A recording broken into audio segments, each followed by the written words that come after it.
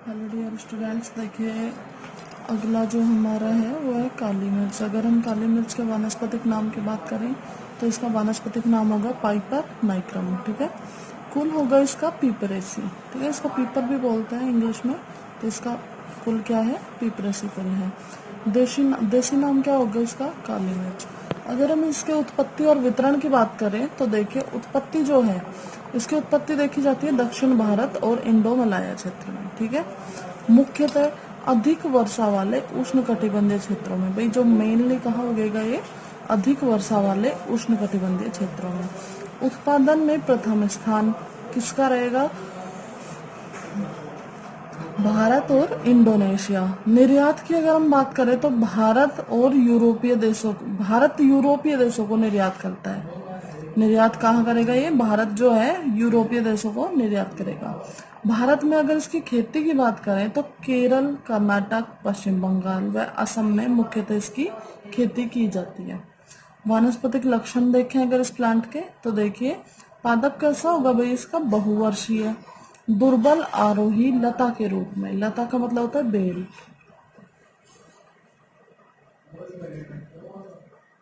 दुर्बल आरोही का मतलब यहाँ पे है, दुर्बल का मतलब इसका जो तना है ना वो काष्ठीय नहीं होता, मतलब कि वो अपने दम पे सीधा खड़ा नहीं हो सकता है। आरोही का मतलब किसी चीज के सहारे चढ़ने वाला। ठीक है। तो जो बेलें होती है वो किसके सहारे चलती है? किसी दूसरे प्लांट के सहारे चलती है ना।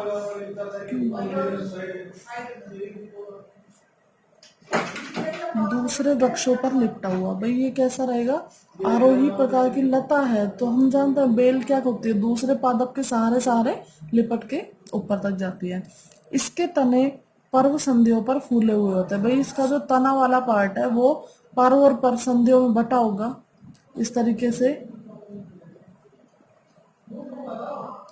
तो इसका ये जो पर्व संधि वाला भाग है ये क्या होता है? बटा हुआ होता है, नहीं फूला हुआ होता है। इन्हीं पर्व संधियों से अपस्थानिक मूल्य निकली हुई होती है। भाई ये पर्व संधियां है, यहाँ से क्या होंगी? अपस्थानिक मूल्य निकली हुई होंगी। अंडाकार सरल पत्तियां। पत्तियां कैसी होंगी इसकी? सरल प्रकार की होंगी और अंडाकार होंगी। एकांतर क्रम में व्यवस्थित पत्तियां होती है। जो पत्तियां अंडाकार पत्तियां हैं वो कैसे रहेंगी? एकांतर क्रम में व्यवस्थित रहेंगी। 75 से 100 पुष्प एक पुष्प क्रम पर एक अक्ष के चारों ओर लगे होते हैं। भाई लगभग 75 से 100 पुष्प एक गुच्छे में एक पुष्प क्रम पर लगे होते हैं। फल चमकीला लाल गोल व एक बीजीय रूप होता है। फल कैसा होगा इसका? चमकीला लाल गोल एक बीजीय रूप। भाई ये जो इसका नॉर्मली जो फल होता है ना वो लाल रंग का होता है, उसको सुखाने के बाद में वो क्या होता है? झुर्रीदार और काला हो जाता है। ठीक है। परिपक्व फल सूखने पर, देखिए लिखा है यहाँ पे, परिपक्व फल सूखने पर काला पड़ जाता है जिसकी सतह पर झुर्रियां उपस्थित होती हैं। आगे देखिए, अगर हम इससे संबंधित जलवायु की अगर हम बात करें तो देखेंगे कि काली मिर्च के उत्पादन के लिए हमें कैसी जलवायु मतलब चाहिए? जलवायु चाहिए गर्म और नम, जहाँ पे हॉट जो वातावरण हो और मॉइस्ट मतलब कि नमी युक्त। ठीक है। वार्षिक वर्षा की अगर हम बात करें तो इसमें होनी चाहिए लगभग 200 से 250 सेंटीमीटर और मृदा चाहिए इसके लिए दोमट। तापक्रम 50 डिग्री सेंटीग्रेड से 100। देखिए हमने बोला है गर्म, गर्म का मतलब 50 से 100 काफी ज्यादा टेम्परेचर होता है। खेती देखो, काली मिर्च का प्रवर्धन तने की कर्तनों द्वारा किया जाता है। भाई इसको बीज वगैरह के द्वारा नहीं बोते हैं, क्या करते हैं जो इसके तने के जो टुकड़े होते हैं, कर्तने होती है, उनके द्वारा इनको बोया जा सकता है। फल 3 से 4 वर्ष में प्राप्त होने शुरू हो जाते हैं। क्या होंगे? फल जो है वो 3 से 4 साल में प्राप्त होने हमें शुरू हो जाएंगे। पुष्पन कब होगा इसमें? मई से अगस्त के टाइम के आसपास क्या होता है इसमें? पुष्पन होता है। दिसंबर से मार्च में क्या करता है? फलों को तोड़ के सुखा लिया जाता है। काली मिर्च की पैदावार 400 से 500 किलो प्रति हेक्टेयर होती है। ठीक है। 400 से 500 किलो प्रति हेक्टेयर। काली मिर्च में विशिष्ट तीखा स्वाद, भाई जो इसमें जो तीखा स्वाद होता है और जो गंध पाई जाती है, तो इसमें जो स्वाद है वो तो होता है एल्केलॉइड के कारण, और इसमें जो गंध होती है वो सभी के तरह किसके कारण? वाष्पशील तेल के कारण। उपयोग अगर हम इसके देखें तो देखिए इसका उपयोग सबसे पहले तो मसालों में किया जाता है। मसाले में यह प्रथम स्थान पर, सबसे पहले मसाले में काली मिर्च का नंबर आता है। इसलिए इसको क्या बोलते हैं, भारतीय मसालों का राजा भी बोलते हैं।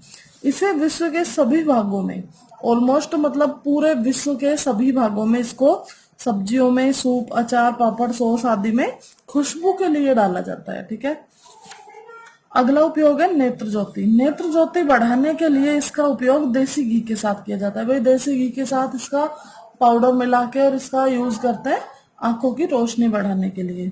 वातहर मतलब कि पेट को सही रखने वाला, वातहर मतलब वायु हर।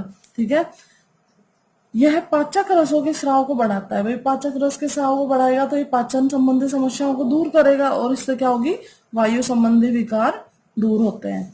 काढ़ा, इसे तुलसी व मिश्री के साथ मिलाकर काढ़ा तैयार किया जाता है जो खांसी, सर्दी, कफ आदि में लाभप्रद होता है। ठीक है, ये इसके उपयोग हैं। अगला जो हमारा होगा वो होगा हल्दी। देखिए, अगर हम इसके वानस्पतिक नाम की बात करें तो इसका वानस्पतिक नाम होगा कुकुरमा लौंगा। ठीक है। कुल की बात करें जिंजीबेरेसी और देसी नाम है इसका हल्दी। उत्पत्ति और वितरण देखेंगे। भाई उत्पत्ति और वितरण देखें तो क्या होगा, हल्दी की उत्पत्ति दक्षिण एशिया में हुई है। उत्पत्ति कहाँ मानी जाती है इसकी, दक्षिण एशिया। भारत हल्दी उत्पादक देशों में प्रथम स्थान पर, जहां पे मतलब हल्दी का उत्पादन सबसे ज्यादा कहाँ किया जाता है, इंडिया में किया जाता है, भारत में किया जाता है। हल्दी निम्नलिखित देशों में कृषित की जाती है। कहाँ कहाँ, भारत, वेस्ट इंडीज, चीन, इंडोनेशिया, श्रीलंका और ताइवान। ठीक है। भारत के निम्न राज्यों में हल्दी की खेती की जाती है। अब भाई ये तो देश बता दिए, अब हम देखेंगे कि भारत में कहाँ कहाँ खेती होती है। आंध्र प्रदेश, महाराष्ट्र, तमिलनाडु, उड़ीसा, केरल, बंगाल, कर्नाटक और बिहार में हल्दी की खेती होती है। पादप के वानस्पतिक लक्षण अगर हम देखें तो हल्दी का पादप कैसा होता है, बहुवर्षीय होता है और 70 से 100 सेंटीमीटर लंबा शाक होता है। कितना, 70 से और लगभग 100 सेंटीमीटर लंबा शाक। भूमिगत प्रकंद सल्कीय पत्तियों से आवृत होता है। मतलब भूमिगत का मतलब है भूमि के अंदर रहने वाला और प्रकंद भाग है तने का। ठीक है। सल्कीय पत्तियों से आवृत रहता है। पत्तियां आकार में बड़ी जो आधारी भाग पर जुड़कर स्तंभनुमा होती है। जो पत्तियां हैं वो बड़ी बड़ी सी होती है। पुष्प पीले रंग के। ठीक है। पुष्प इसके कैसे रहेंगे, पीले रंग के होंगे। अविकसित फल कैप्सूल होता है। फल का प्रकार इसमें क्या होगा, कैप्सूल होगा। जलवायु देखिए, जलवायु इसके लिए चाहिए हमें गर्म और नम। ठीक है। मृदा जलोढ़ अथवा उपजाऊ दोमट। कैसी, जलोढ़ चाहिए या फिर उपजाऊ दोमट।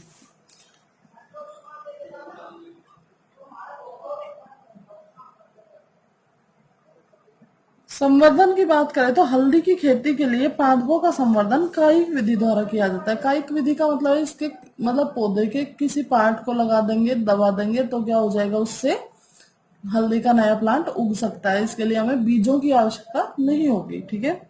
तो किसके द्वारा संवर्धन होगा, कायिक विधि के द्वारा।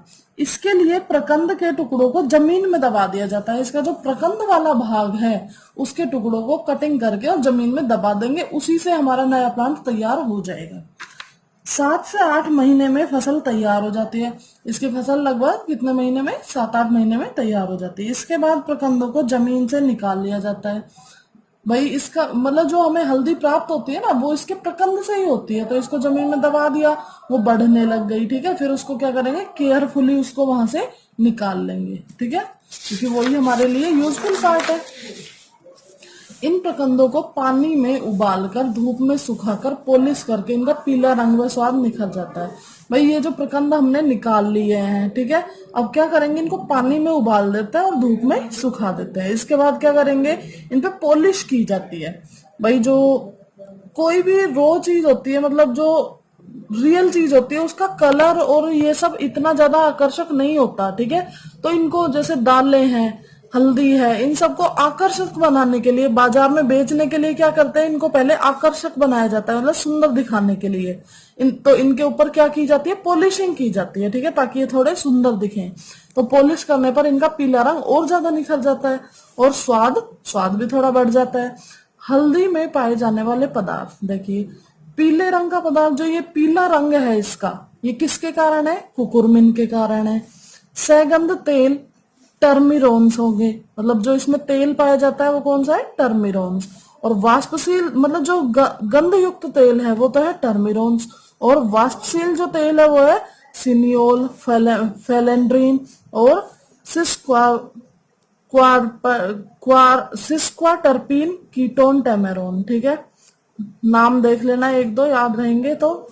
हल्दी में सैगंध तेलों के अलावा भाई क्या क्या पाया जाता है? इसमें तेलों के अलावा क्या क्या मिलेगा? कार्बोहाइड्रेट, प्रोटीन और वसा भी उपस्थित होती है। ठीक है, अगर हम इसके उपयोग की बात करें तो क्या होगा? भोजन में इसका उपयोग किया जाता है।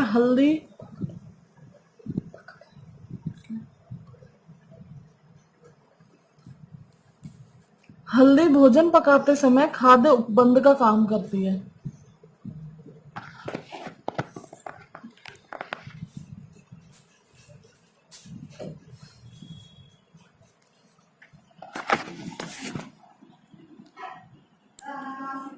हल्दी भोजन पकाते समय खाद्य उपबंध का काम करती है। इसे सब्जियों व अचार में रंग व खुशबू के लिए डाला जाता है। ठीक है, इसके अलावा जो ये हम पूजा के लिए रोली काम में लेते हैं, ये कैसे बनती है? हल्दी व नौसादर से क्रिया करके कुमकुम या रोली तैयार की जाती है। ठीक है, अगला देखिए, त्वचा पर लेप के रूप में भी इसका उपयोग किया जाता है। आगे, कफनाशक, हल्दी के चूर्ण को दूध के साथ पीने से खांसी और कफ दूर होता है। एंटीसेप्टिक, इसमें एंटीसेप्टिक गुण भी मौजूद होते हैं। अभिरंजक मतलब कलर करने के लिए भी इसका यूज किया जाता है। ठीक है, कपड़ों और रेसों, अगर रेसे हैं, कपड़े हैं, उनको रंगने के लिए भी इसको अभिरंजक के रूप में काम में लिया जाता है। रक्त शोधन में यह सभी प्रकार की भीतरी व बाहरी चोट पर लगने पर दूध के साथ उबाल कर पिलाई जाती है। वही चोट लग जाती है जब क्या करते हैं? दूध के साथ हल्दी वाला दूध देते हैं ना, दूध के साथ हल्दी डाल के देते हैं। सौंदर्य प्रसाधनों में मतलब जो ब्यूटी जो प्रोडक्ट्स होते हैं उनमें भी हल्दी का यूज किया जाता है। इसके अलावा पूजा सामग्री में, भाई भारतीय समाज में क्या है कि पूजन सामग्री में भी हल्दी का यूज किया जाता है। इसके अलावा कुछ जो आयुर्वेदिक औषधियां हैं उनमें भी इसका यूज किया जाता है। और इसके बाद अगले मसाले की बात करेंगे हम अगले वीडियो में। Thank you.